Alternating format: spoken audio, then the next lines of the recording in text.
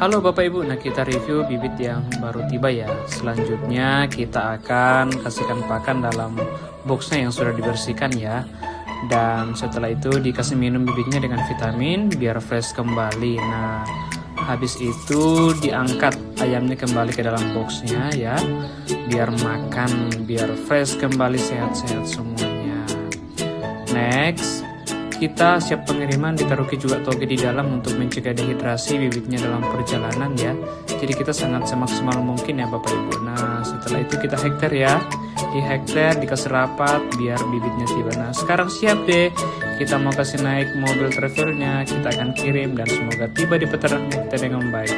Terima kasih, salam peternak sukses, mantap.